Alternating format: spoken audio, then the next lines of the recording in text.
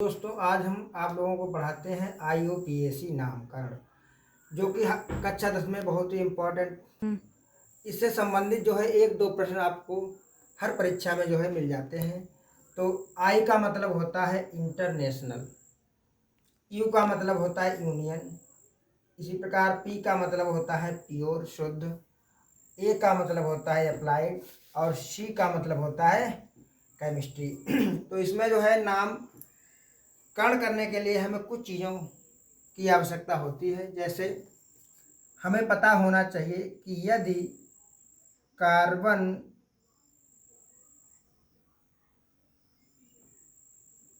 की संख्या 1 है तो हम उसे किस नाम से पुकारेंगे।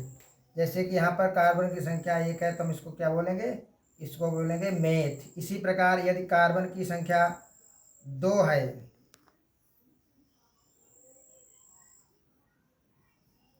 तो इसको बोलेंगे एथ। इसके लिए हमें एक टेबल बना रहे हैं, ये महत्वपूर्ण, उसे हमें जो है याद रखना होगा। CH4 इसका मतलब है तो मेथ, 2 कार्बन के लिए एथ। इसी प्रकार 3 कार्बन के लिए प्रोप और 4 कार्बन के लिए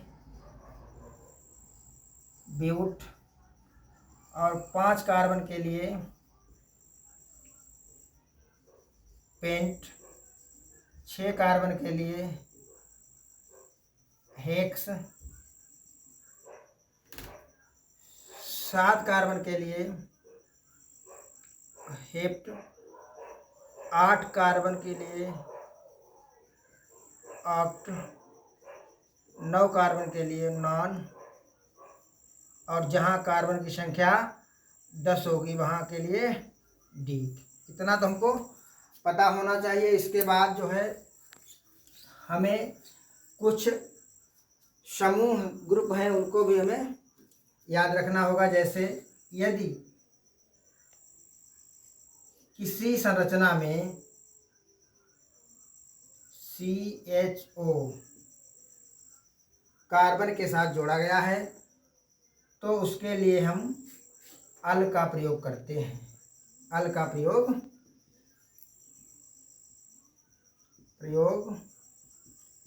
करते हैं। इसी प्रकार यदि OH आता है तो इसके लिए हम ऑल का प्रयोग करते हैं, ऑल का प्रयोग। इसी प्रकार यदि CO आता है इसके लिए जो है ओन का प्रयोग करते हैं, ओन। यदि कार्बन परमाणु के साथ COOH जुड़ा है तो इसके लिए ओइक का प्रयोग करते हैं, ओइक। और एकल बंध के लिए, सिंगल बॉन्ड के लिए एन का प्रयोग करते हैं, डबल बॉन्ड के लिए इन का प्रयोग करते हैं और ट्रिपल बॉन्ड के लिए आयन का प्रयोग करते हैं। चलिए अब हम आप लोगों के लिए एक क्वेश्चन लेकर के आते हैं जिससे सारे डाउट क्लियर हो जाए। माना कोई प्रश्न है, CH2 single bond CH, single bond CH2, इसका हमें नामकरण करना है।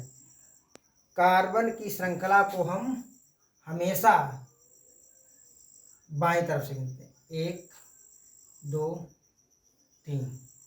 इसमें कार्बन परमाणु की संख्या है 3 और 3 के लिए जो टेबल बनाई थी उसमें क्या था, एथ मेथ एथ प्रोप। तो एक हो गया हमारा प्रोप। और कौन सा बंध लगा है, एन के लिए, सिंगल बंध के लिए होता है एन, तो ये बन जाएगा हमारा प्रोप और प्लस एन बराबर प्रोपेन।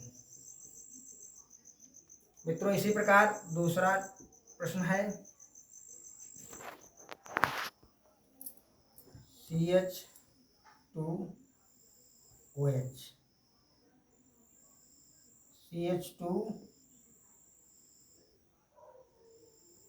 Single bond CH3OH। अब यहाँ पर जो है OH का प्रयोग किया गया है, तो इसमें जो है नंबरिंग हम उस साइड से करते हैं जहाँ पर कोई ग्रुप जुड़ा होता है। तो 1 2, तो यहाँ पर 2 के लिए प्रयोग होगा एथ और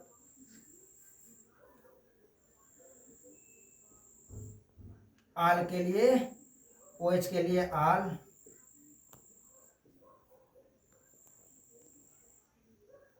सिंगल बॉन्ड के लिए एथेन होता है। तो बराबर क्या बन जाएगा हमारा एथेनॉल।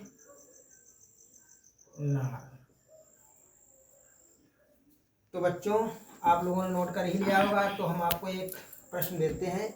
इस प्रश्न का आंसर हमें कमेंट बॉक्स में जरूर देना। C2H5COH, इसका जो है IUPAC